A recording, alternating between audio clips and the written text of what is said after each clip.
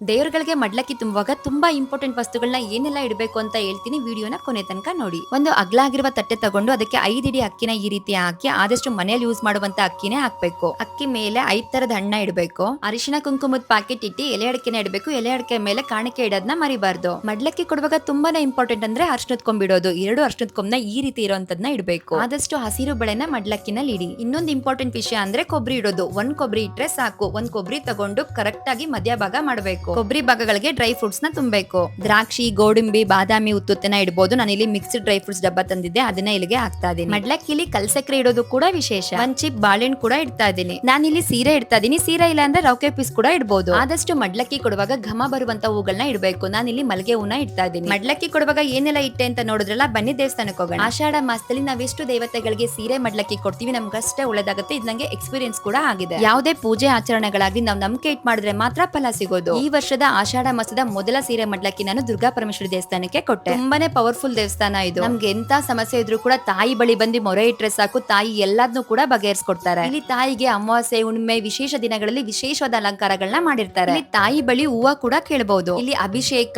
ಹೋಮ, ಅಮಾವಾಸ್ಯೆ ಪೂಜೆ, ದೀಪಾಲಂಕಾರ ಸೇವೆ, ಇನ್ನು ಮುಂತಾದ ಸೇವೆಗಳನ್ನ ಕೂಡ ಮಾಡಿಸಬಹುದು. ಅಮಾವಾಸ್ಯೆ ಹುಣ್ಣಿಮೆನಲ್ಲಿ ಕೆಟ್ಟ ದೃಷ್ಟಿ ನಿವಾರಣೆ ಕೂಡ ಮಾಡ್ಕೊಡ್ತಾರೆ. ಅದಕ್ಕೆ ತಡೆ ಹೊಡಿಯೋದು ಅಂತ ಕೂಡ ಹೇಳ್ತಾರೆ. ಇದನ್ನ ದೇವಸ್ಥಾನ ಹಿಂದ್ಗಡೆ ಮಾಡ್ತಾರೆ. ನಮ್ಮೇಲೆ ನೀರ್ ಹಾಕಿ, ಅಕ್ಷತೆ ಹೂವೆಲ್ಲ ಹಾಕಿ, ತಲೆ ಮೇಲೆ ನಿಂಬೆಹಣ್ಣು ಇಟ್ಟು ಈ ರೀತಿ ಕೊಯ್ದು ತೆಂಗಿನಕಾಯಿನ ನೀಳ್ಸಿ ಹೊಡೆದಾಕಿದ್ಮೇಲೆ ದೇವ್ರ ರಕ್ಷಣೆ ತಲೆ ಮೇಲೆ ಇಡ್ತಾರೆ. ದುರ್ಗಾ ಪರಮೇಶ್ವರಿ ದೇವಸ್ಥಾನ ಇರೋದು ಹಾಸನದ ವಲ್ಲಭಾಯಿ ರಸ್ತೆಯಲ್ಲಿ. ಈ ರೀತಿ ಯೂಸ್ಫುಲ್ ವಿಡಿಯೋಸ್ಗಾಗಿ ನನ್ನ ಪೇಜ್ ಫಾಲೋ ಮಾಡೋದನ್ನ ಮರಿಬೇಡಿ. Thank you.